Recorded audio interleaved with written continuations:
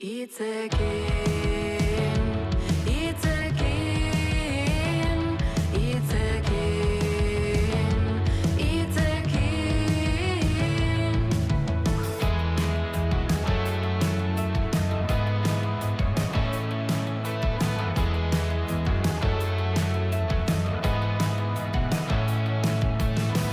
Oinetakoak lotu, ta utzi oinei libre, belarretan urtozik, biakatzen bide.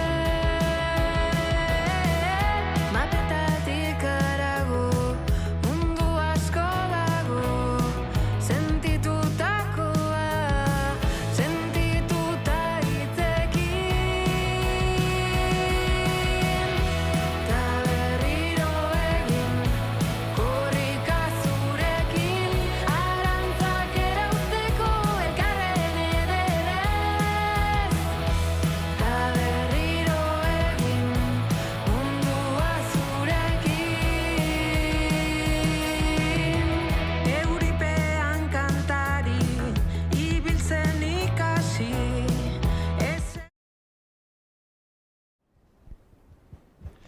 Ongi etorriak, solasean beste elkarrizketa saio batera.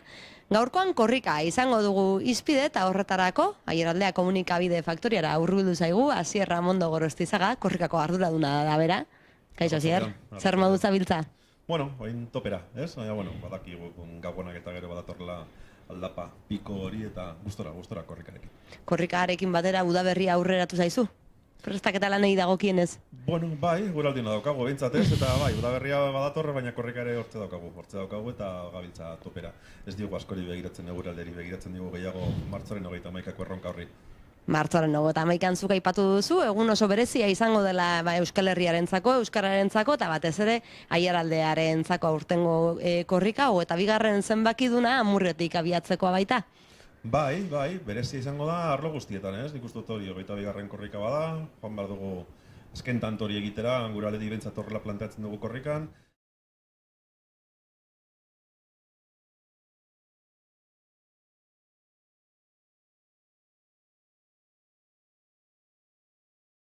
Hitzak dena planteatu beharko dugu, eta euskarak aurrera egin dezan, Amurrion egon beharko dugu 31an.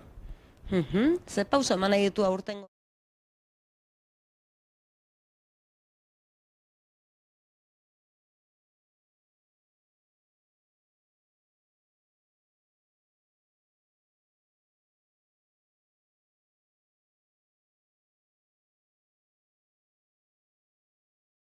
Irudikatu genuen 21.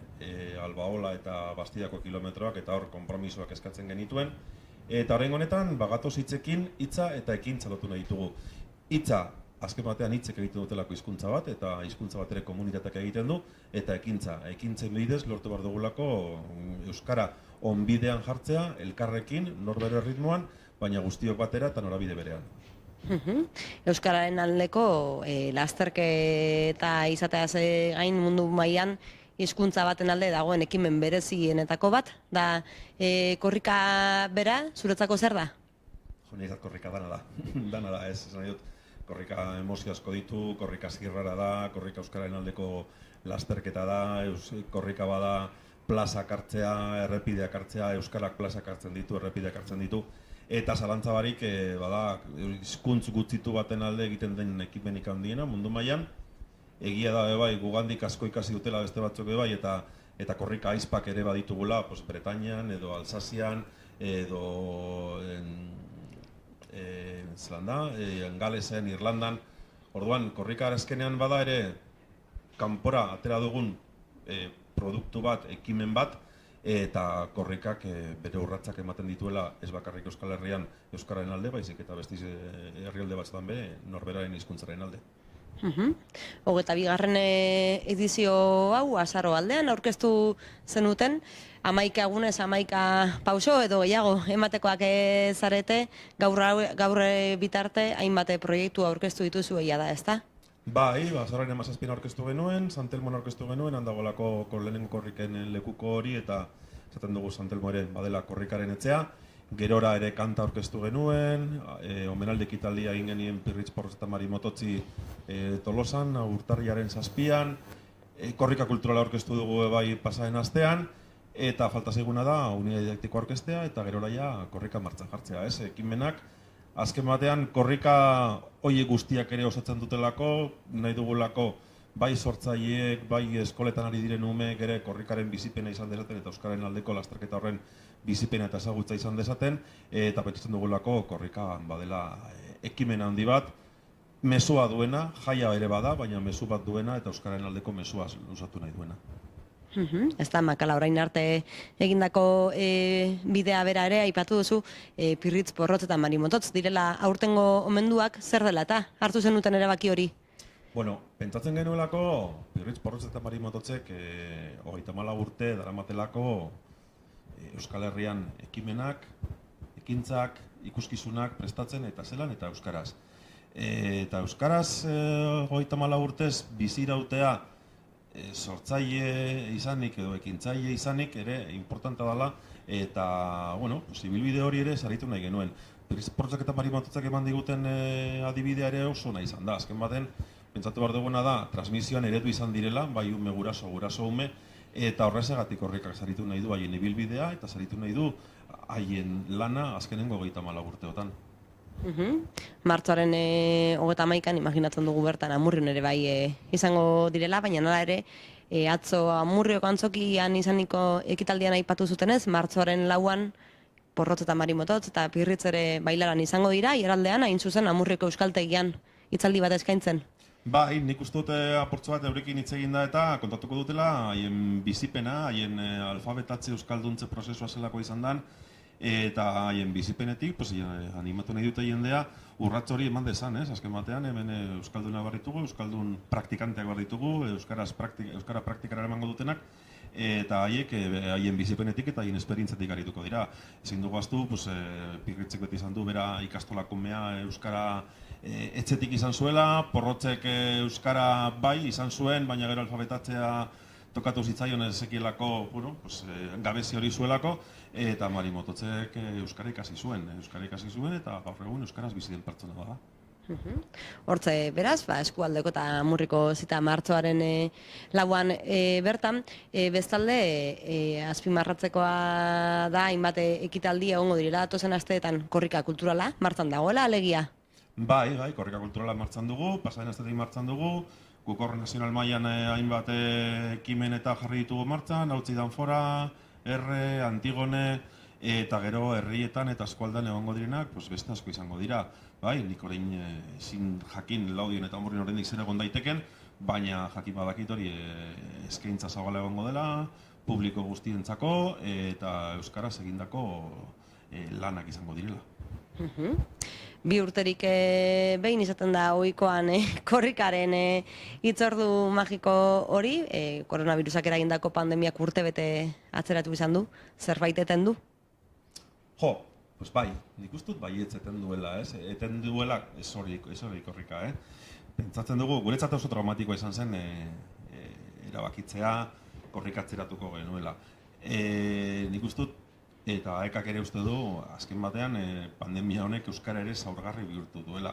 Atera zuelako euskara plazatik, atera zuelako euskara kaletik, atera zuelako euskara errepidetik korrikaz egokeran. Eta jende askorik kendu diola euskaraz bizitzeko, euskaraz aritzeko aukera, bai.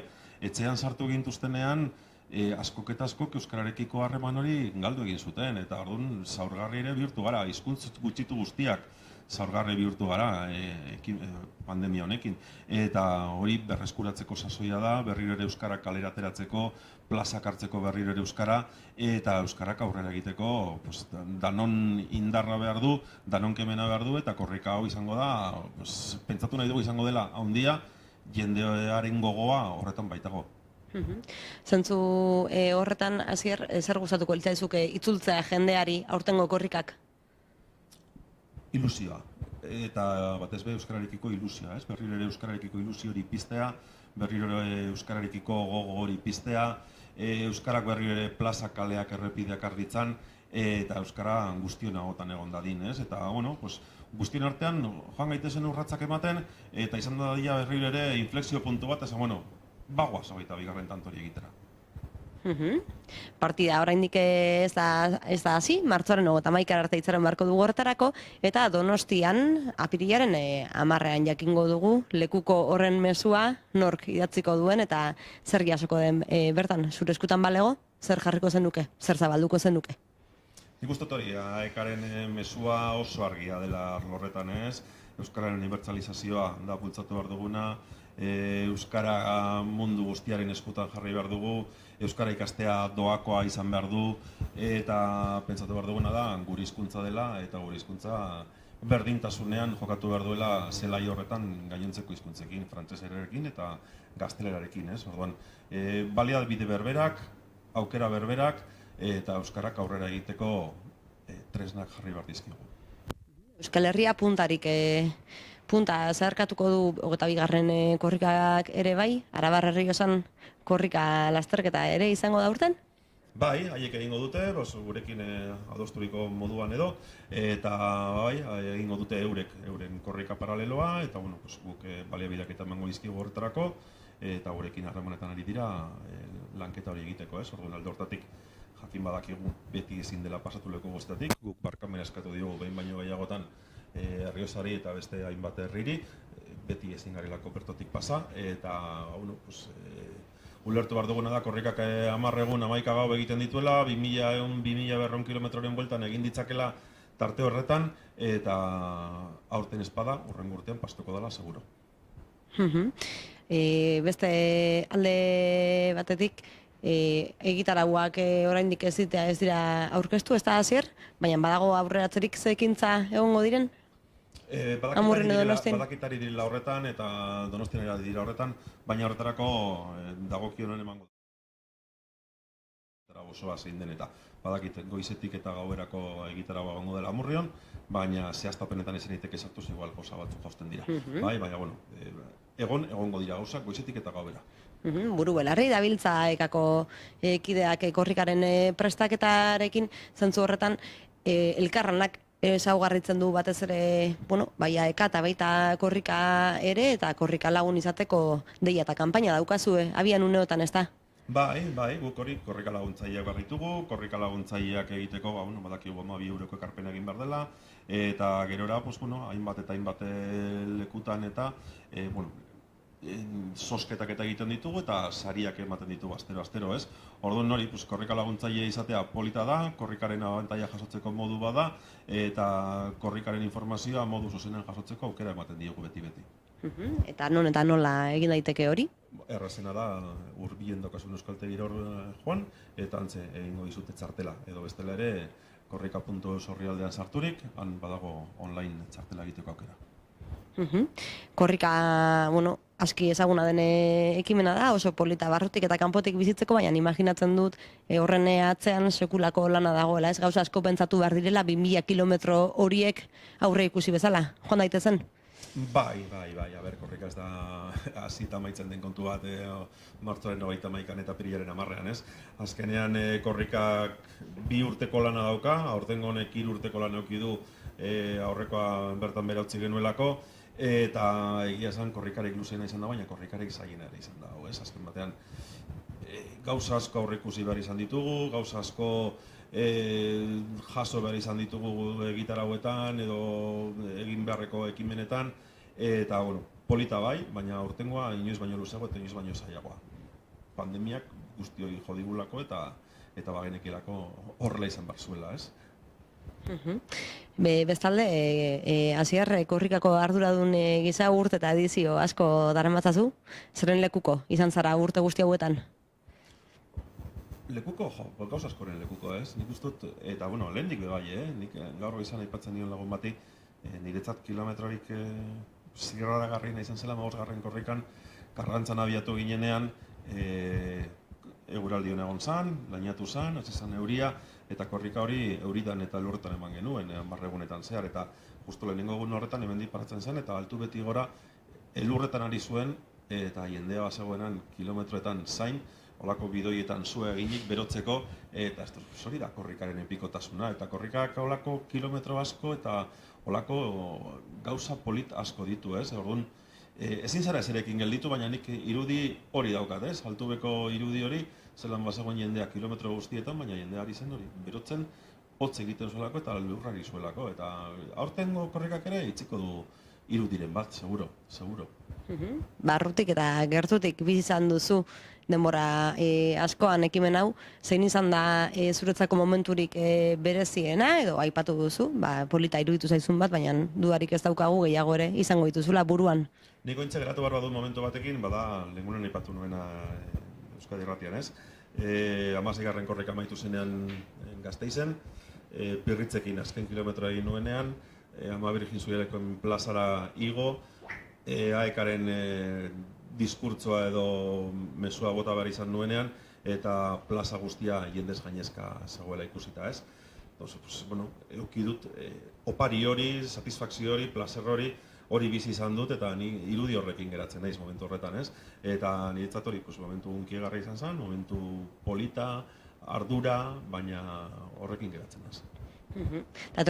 Etorkizunari begira Asier, ze lekukotza gustatuko litzaizuke ustea, korrikak? Bueno, gustatuko litzaidake korrika egin behar izatea, baina egin behar izatea guk nahi dugulako, gauzak ondo egin ditugulako, behar ekonomikorik ez duen korrika bat egitea, eta esatea, hau egiten diogu gure buruari, merezi dugulako, egin nahi izan dugulako, eta gauzak ondo egin ditugunaren seinale delako. Hortze, mezu horrekin geratuko gara, Asier, ez dakit beste ezer azpimarratu nahi duzun? Nik beste barik. Martxoaren 21an, eskualdeko jende guztia animatu, amorrir hor bildadin, eta antze korrikari hasiera emango diogu, eta izango da momentu polita bai. Bueno, hortze, Asier Ramondo Gorostizaga, korrikako arduradunaren gonbita eta mezua, eta, bertan ikusiko dugu elkar, eta bien bitartean, gogoratzea, iraldea komunikabideak korrikaren jarraipen bereziarekin jarraituko duela. Eskerrik asko, Asier, eta hurrengora arte. Bai. Itzekin